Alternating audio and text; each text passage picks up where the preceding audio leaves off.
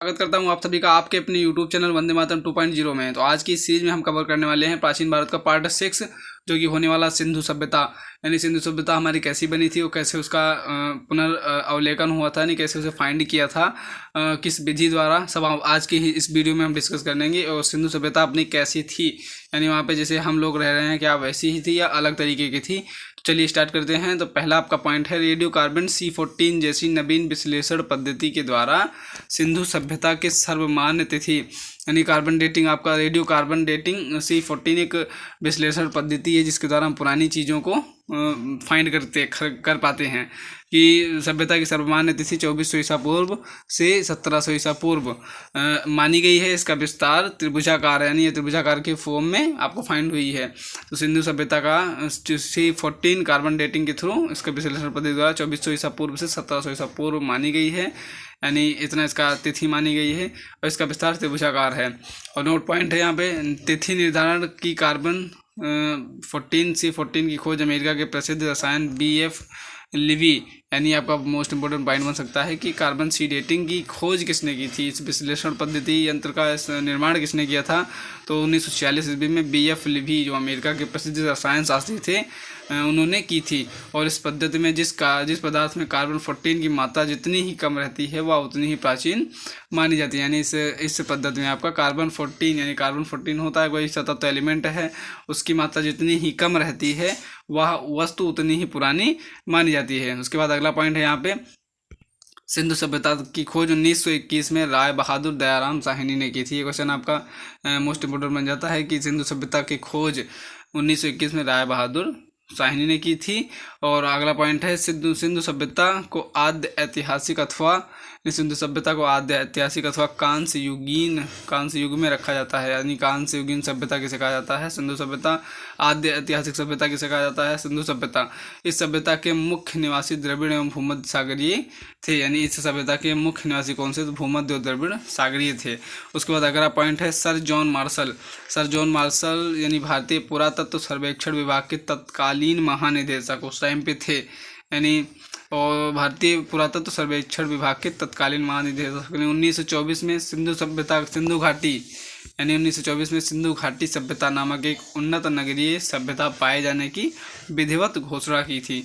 उसके बाद अगला पॉइंट है, सिंधु सभ्यता के सर्वाधिक पश्चिमी पुरास्थल दास्क नदी के किनारे स्थित सुतकांगेडोर, बलूचिस्तान पूर्वी पुरास्थल हिंडन नदी के किनारे आलमगीरपुर और जिला मेरठ उत्तर प्रदेश, उत्तरी पुरास्थल चिनाब नदी के तट पर अखनूर के निकट मांदा जम्मू कश्मीर और वह दक्षिणी पुरास्थल गोदावरी के तट पर दैमाबाद जिला अहमदनगर महाराष्ट्र। अब ये कौन से, यानी चार आपके जो जिले थे उनके टाइम पे, यानी जब सिंधु सभ्यता तो एग्जिस्ट करती थी उस टाइम पे, ये चार जगह पे फैले थे, उत्तर दक्षिण पूर्व पश्चिम में।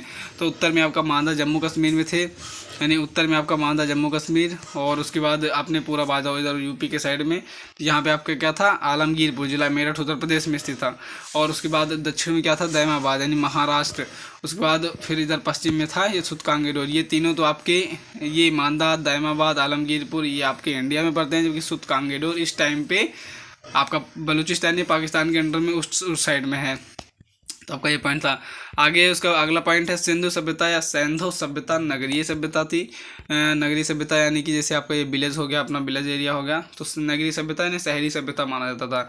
सैंधव सभ्यता से प्राप्त परिपक्व अथवा अवस्था वाले स्थलों में केवल 6 को ही बड़े नगर की संज्ञा दी गई है, जैसे हो गया मोहनजोदड़ो, हड़प्पा और गढ़वारी वाला, राखीगढ़ी, धौलावीरा एवं कालीबंगन, यानी और इसमें से धौलावीरा को यूनेस्को ने विश्व धरोहर के रूप में उसको प्रमाणित भी किया है। उसके बाद नोट है यहाँ पे, देखो धौलावीरा भारत के, आगे नीचे पॉइंट भी लिखा है, धौलावीरा भारत में सिंधु घाटी सभ्यता की पहली साइट है, यानी ये पहली साइट आपका कौन सा, धौलावीरा है सिंधु घाटी सभ्यता की, जिसे यूनेस्को ने 2021 में विश्व विरासत स्थल की सूची में शामिल किया था, यानी विश्व विरासत स्थल की सूची में शामिल किया गया। वह कौन सा सिंधु घाटी सभ्यता का कौन सा शहर था या नगर था, तो वो आपका धौलावीरा था। उसके बाद अगर आते हैं अगले पॉइंट पे, तो यहाँ पे दिया गया हुआ है कि स्वतंत्रता प्राप्ति पश्चात हड़प्पा संस्कृति के सर्वाधिक स्थल गुजरात में खोजे गए। यानी जब भारत आज़ाद हुआ 1947 के बाद, तो इसके बाद हड़प्पा संस्कृति के सर्वाधिक स्थल कहाँ से फाइंड हुए, तो आपका गुजरात से। तो ये इंपॉर्टेंट पॉइंट बन सकता है क्योंकि आपका पिंक कलर में लिखा है। तो स्वतंत्रता प्राप्ति के बाद हड़प्पा संस्कृति के सर्वाधिक स्थल गुजरात में खोजे गए हैं। उसके बाद नोट पॉइंट दिया गया हुआ है, सिंधु घाटी सभ्यता का सबसे बड़ा स्थल मोहनजोदड़ो है। यानी इन सभी महानगरों में सबसे बड़ा महानगर कौन सा था, मोहनजोदड़ो। जबकि भारत में इसका सबसे बड़ा स्थल राखीगढ़ी या घग्गर नदी है। राखीगढ़ी इसका सबसे बड़ा स्थल है या घग्गर नदी पे है, और जो हरियाणा के हिसार जिला में स्थित है। ये आपका राखीगढ़ी कहाँ पे है, हरियाणा के हिसार जिला में स्थित है। इसकी खोज 1963 में सूरज भान ने की थी। तो इसकी खोज यानी राखीगढ़ी या घग्गर नदी, जो घग्गर नदी के किनारे राखीगढ़ी नगर बसा हुआ है, हरियाणा के हिसार जिले में स्थित है, उसकी खोज 1963 में सूरज भान ने की थी। उसके बाद अगला पॉइंट है यहाँ पे लोथल एवं सुतकोददा।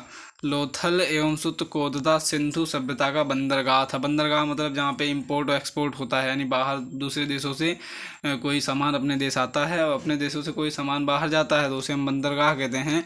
तो आपका लोथल और सुतकोददा ये आपका क्या थे वहाँ पे उस टाइम पे, बंदरगाह थे। और जुते हुए खेत और नक्काशीदार ईंटों के प्रयोग का साक्ष्य कालीबंगन। यानी आपका उस टाइम की सभ्यता इतनी थी। यहाँ पे जुते हुए खेत और नक्काशी ईंटों के प्रयोग का साक्ष्य कालीबंगन। यानी आपको कहाँ से मिलता है, कालीबंगन से प्राप्त हुआ। जुते हुए खेत यानी इस टाइम पे जैसे हम खेती करते हैं, खेतों को जोत करके उसके बाद उसकी ईंटों से मतलब घिरवा देते हैं, उसी टाइप का उस टाइम पे भी होता रहता था। अगला पॉइंट है यहाँ पे मोहनजोदड़ो से प्राप्त स्नानागार। यानी बड़ा सा वो टाइप का जिसमें पानी भरा रहता है। मोहनजोदड़ो से प्राप्त स्नानागार संभवतः सिंधु सभ्यता की सबसे बड़ी इमारत है आपका, जिसके मध्य स्थित स्नान कुंड 11.88 मीटर लंबा और 7.01 मीटर चौड़ा एवं 2.4 मीटर गहरा है। तो आपका ये पॉइंट देख लेना, बस ज़्यादा इंपॉर्टेंट नहीं है।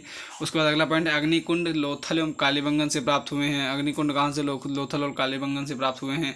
उसके बाद अगला पॉइंट है मोहनजोदड़ो से प्राप्त एक सील। मोहनजोदड़ो से प्राप्त एक सील पर 3 मुख वाले देवता पशुपतिनाथ की मूर्ति भी मिली है। तो कहाँ से मिली हुई है, वो मोहनजोदड़ो से फाइंड हुई है। और उनके चारों ओर हाथी, गैंडा, चीता एवं भैंसा विराजमान है। तो ये आपका पूछा जा सकता है कि कौन सी मूर्ति है जिनके चारों तरफ हाथी, गैंडा, चीता एवं भैंसा विराजमान है, यानी इन तरीके के जानवर। तो पशुपतिनाथ की मूर्ति जो कहाँ से फाइंड हुई थी, मोहनजोदड़ो से। उसके बाद अगला पॉइंट, मोहनजोदड़ो से नर्तकी की एक कांस्य की मूर्ति भी मिली है। जब आपने 9th 10th में इतिहास की बुकों में पढ़ा होगा, तो नर्तकी की मूर्ति मिली थी, वो कहाँ से मिली थी आपकी, मोहनजोदड़ो से। तो ये इंपॉर्टेंट पॉइंट बन सकते हैं। और अगला पॉइंट है यहाँ पे हड़प्पा की मोहरों पर सबसे अधिक एक सिंगी पशु का अंकन मिलता है। यहाँ पे हड़प्पा की मोहरों मतलब मुद्रा जो होती हैं पर सबसे अधिक एक सिंगी पशु का अंकन मिलता है। यहाँ से प्राप्त एक आयताकार मुहर यानी वो छाप जो होती है, यहाँ से प्राप्त एक आयताकार मुहर में स्त्री के गर्भ से निकलता पौधा भी दिखाया गया है। अगला पॉइंट है यहाँ पे मनके बनाने के कारखाने लोथल एवं चनहूदड़ो से मिलते हैं। अगला पॉइंट है यानी सिंधु सभ्यता की लिपि भाव चित्रात्मक है। सिंधु सभ्यता की लिपि कौन सी है, भाव चित्रात्मक है। यह लिपि दाईं से बाईं ओर लिखी जाती है। यानी लिपि जो होती है आपकी वहाँ की भाषा जो थी भाव चित्रात्मक थी। यानी अभी तक वो फाइंड तो हुई है, लिखावट उसकी फाइंड हुई, लेकिन कोई पढ़ नहीं पाया है, तो इसीलिए उसे क्या कहा गया है, सिंधु सभ्यता की लिपि भाव चित्रात्मक थी। यह लिपि दाएँ से बाईं ओर लिखी जाती थी। यानी हम कॉपी में अगर लिखते हैं तो बाएँ से दाएं की ओर लिखते हैं, तो उसमें क्या लिखी जाती है, उल्टा लिखा जाता था उस टाइम पे। जब अभिलेख एक से अधिक पंक्तियों का होता था तो पहली पंक्ति दाईं से बाईं ओर और दूसरी बाईं से दाईं ओर की लिखी जाती है। यानी एक लाइन तो आपकी दाईं से बाईं ओर और दूसरी बाईं से दाईं ओर, जब अभिलेख थोड़ा सा लंबा हो जाता था। उसके बाद अगला नोट पॉइंट है लेखन कला की उचित प्रणाली विकसित करने वाली पहली सभ्यता सुमेरिया सभ्यता। यानी लेखन कला की उचित प्रणाली विकसित करने वाली सभ्यता सुमेरिया सभ्यता। और आपको कौन सी थी, सुमेरिया की सभ्यता थी।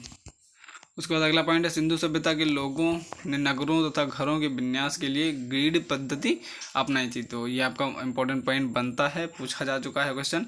सिंधु सभ्यता के लोगों ने नगरों तथा घरों के विन्यास के लिए कौन सी पद्धति अपनाई, तो ग्रिड पद्धति। आगे हम अगले पॉइंट पे डिस्कस करते हैं। यानी यहाँ पे लिखा है घरों के दरवाजे और खिड़कियाँ सड़क की ओर न खुलकर पिछवाड़े यानी पीछे की ओर खुलते थे। केवल लोथल नगर के घरों के दरवाजे मुख्य सड़क की ओर खुलते थे। तो ये भी आपको देखने को मिला। यानी यहाँ पे जैसे हम लोग घर में एक दरवाज़ा सामने की ओर बनवा के रखते हैं, एक दरवाज़ा पीछे की ओर, कभी अर्जेंट में इमरजेंसी में काम आ गया, तो वैसे ही ये लोग भी करते थे। यानी आज से 2400-1700 ईसा पूर्व। और इसके बाद अगला पॉइंट दिया हुआ है सिंधु सभ्यता में मुख्य फसल थी गेहूँ और जौ। यानी इनकी मुख्य फसल कौन कौन सी थी, गेहूँ और जौ। उसके बाद अगला पॉइंट है सैंथव वासी मिठास के लिए शहद का प्रयोग करते थे। जैसे हम लोग चीनी खाते हैं, गन्ने से निकाल कर गुड़ खाते हैं, जैसे ये लोग किसका प्रयोग करते थे, शहद का। यानी नेचुरली मधुमक्खियों की छत्ते से फाइंड करके ये शहद का प्रयोग करते थे मीठे के रूप में। अगला पॉइंट है मिट्टी से बने हल्का साक्ष्य बनमाली से मिलता है। यानी जो पॉइंट आपके बन रहे हैं साक्ष्य कहाँ से कौन कौन सा मिला, ये इंपॉर्टेंट हो सकते हैं। उसके बाद अगला पॉइंट है रंगपुर एवं लोथल से चावल के दाने मिले हैं। कहाँ से, रंगपुर एवं लोथल से, और जिनसे धान की खेती होने का प्रमाण मिलता है। चावल के प्रथम साक्ष्य लोथल से ही प्राप्त हुए। यानी चावल सबसे पहले कहाँ पे फाइंड हुआ था, तो लोथल यानी जो गुजरात में है इस टाइम पे। और यहाँ पे सुरकोतदा, कालीबंगन एवं लोथल से सैंधवकालीन घोड़े के अस्थिपंजर मिलते हैं। यानी यहाँ पे जैसे घोड़े यहाँ इनके पास थे, ये अपना काम घोड़े से करवाते थे। जैसे हमारे पास साइकिल है, गाड़ी है, तो ये लोग किससे काम करवाते थे, घोड़े से काम करवाते थे। सुरकोतदा, कालीबंगन एवं लोथल से सैंधवकालीन घोड़े की अस्थिपंजर मिले हैं। उसके बाद अगला पॉइंट है तौल की इकाई संभवतः 16 के अनुपात में थी। ये आपका ये समथिंग है। यानी तौल की इकाई संभवतः 16 के अनुपात में थी। यानी कोई भी चीज़ मापते थे ये, तो हम जैसे 1 किलो में 1000 ग्राम रखते हैं, तो ये अपना अनुपात क्या रखते थे कि 16 के अनुपात में। कोई भी चीज़ लेंगे तो 16 बटे में रखेंगे, उसके बाद तुम अपना दो। 16/16 दोगे तो पूरा दोगे, अगर उससे थोड़ा कम हुआ तो कम दिया तुमने। उसके बाद सिंधु सभ्यता के लोग यातायात के लिए 2 पहियों एवं 4 पहियों वाली बैलगाड़ी या भैंसा गाड़ी का उपयोग करते हैं। जैसे आज हमारे पास 2 चक्के की गाड़ी साइकिल होगी और गाड़ी होगी, तो ये आपका 4 चक्के में बैलगाड़ी, भैंसा गाड़ी और 2 पहियों में इन्हीं का यूज़ किया करते थे, उपयोग किया करते थे। उसके बाद अगला पॉइंट हुआ मेसोपोटामिया के अभिलेखों में वर्णित मेलूहा शब्द का अभिप्राय सिंधु सभ्यता से ही है। यानी आपको मेसोपोटामिया की सभ्यता कोई विदेश की सभ्यता है, तो वहाँ के अभिलेखों में वर्णित मेलूहा शब्द का अभिप्राय सिंधु सभ्यता से ही है। उसके बाद अगला पॉइंट है संभवतः हड़प्पा संस्कृति का शासन वणिक वर्ग के हाथों में था। यानी हड़प्पा संस्कृति का शासन किसमें था, तो वणिक वर्ग के लोगों के हाथों में था। उसके बाद अगला पॉइंट डिस्कस करते हैं हम। यानी यहाँ पे अगला पॉइंट देखो पिग्गट ने हड़प्पा एवं मोहनजोदड़ो को एक विस्तृत साम्राज्य जुड़वा राजधानी कहा था।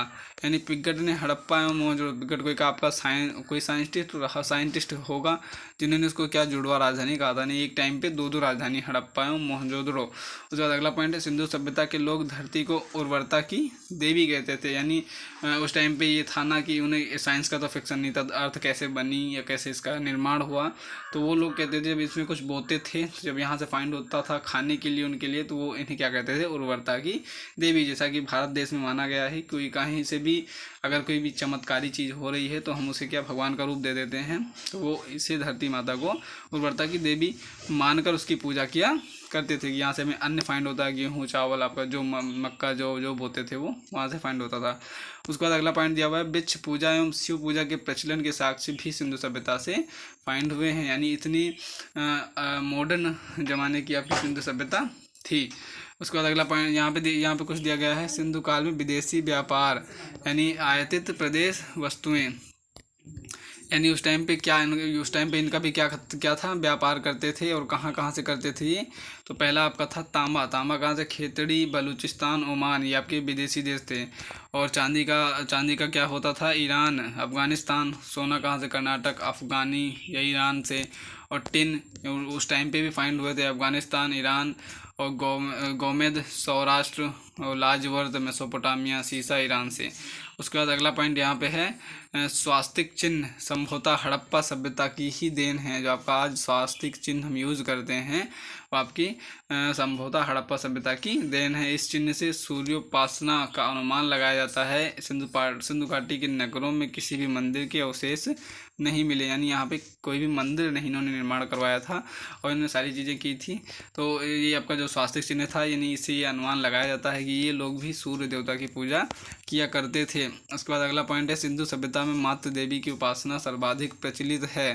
यानी आपका इन्होंने कोई मातृ देवी थी इनकी, उन्होंने उनकी उपासना करने की इसमें व्यथा की, यानी जो विधा है वो प्रचलित है। उसके बाद अगला पॉइंट है, पशुओं में कुबड़ वाला सांड, यानी जो आपका कुबड़ जिसका निकला रहता है, जो आपके बैल सांड देखते होगे आप, इस सभ्यता के लोगों के लिए विशेष पूजनीय था, यानी वो लोग इनकी पूजा किया करते थे। उसके बाद अगला पॉइंट है, स्त्री मृण मूर्तियाँ, मिट्टी की मूर्तियाँ अधिक मिलने से ऐसा अनुमान लगाया जाता है कि सिंधु समाज मात्र सत्तात्मक था। यानी आपका सिंधु सभ्यता कैसी तरह की थी, मात्र सत्तात्मक थी।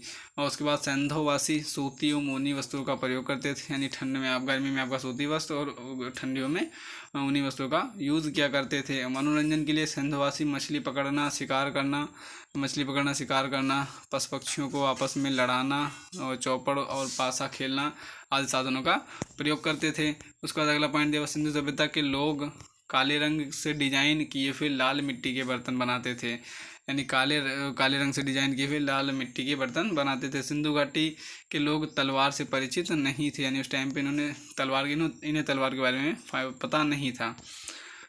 उसके बाद अगला पॉइंट है, कालीबंगन एक मात्र हड़प्पा कालीन स्थल था जिसका निचला शहर सामान्य लोगों के रहने हेतु भी किले से घिरा हुआ था। कालीबंगन का अर्थ है, यानी यहाँ पे कालीबंगन का अर्थ निकल के आता है काली चूड़ियाँ, और यहाँ से पूर्व हड़प्पा स्थलों के खेत जोते जाने और अग्नि पूजा की अग्नि प्रथा के प्रमाण भी मिलते हैं। उसके बाद अगला पॉइंट है, यहाँ पे पर्दा प्रथा एवं वैश्यावृत्ति सिंधु सभ्यता में प्रचलित थी। पर्दा प्रथा यानी आज के, जैसे आज के हम भारतवर्ष में औरतें जो है क्या करती हैं, पर्दा करती हैं, तो उस टाइम पे सिंधु सभ्यता में भी ये देखने को मिला था कि जो औरतें थीं वो क्या करती थी, यानी पर्दा प्रथा वहाँ पे भी प्रचलित थी उस टाइम पे।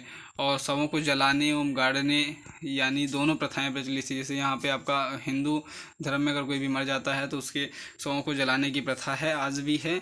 और या मुसलमानों में कोई मर जाता है तो उसे दफना देने की, तो उस टाइम पे हड़प्पा वो सिंधु सभ्यता में भी ये देखने को मिला था। और हड़प्पा में शवों को दफनाने जबकि मोहनजोदड़ो में जलाने की प्रथा विद्यमान थी। यानी हड़प्पा में कहाँ पर थी ये आपको दफनाने की, तो था मोहनजोदड़ो में, और जलाने की प्रथा ये कहाँ पे थी, नहीं है हड़प्पा में शवों को दफनाने की, जबकि मोहनजोदड़ो में जलाने की प्रथा विद्यमान थी। लोथल एवं कालीबंगा में युग्म समाधियाँ मिली हैं, और यानी लोथल एवं कालीबंगा में दोनों तरह की समाधियाँ मिली हैं, यानी जलाने वाली भी और शवों को दफनाने वाली भी। उसके बाद अगला पॉइंट है, सिंधु सभ्यता के विनाश का संभवतः सबसे प्रभावी कारण बाढ़ माना गया है। यानी आपका वो सभ्यता आज भी होती, लेकिन उस टाइम पे कोई बाढ़ आई होगी, तो वो आपका सिंधु सभ्यता का विनाश का संभवतः जो आपका प्रमाण मिलता है वो बाढ़ का प्रमाण मिलता है कि बाढ़ की वजह से ये जितनी सभ्यताएं थी वो इनका सर्वनाश हो गया, विनाश हो गया। और यहाँ पे आग में पकी हुई मिट्टी को टोराकोटा कहा जाता है, यानी इस टाइम पे आपको आग में पकी हुई मिट्टी को क्या कहते थे लोग, टोराकोटा कहते थे। तो आज की ही वीडियो में हम इतना ही डिस्कस करेंगे, कल की वीडियो में हम लेकर आएंगे अगला पॉइंट। सो कैसी लगी आपको वीडियो बताइएगा हमें कमेंट सेक्शन में, एंड वीडियो को कीजिए like, share and subscribe. So thanks for watching this video.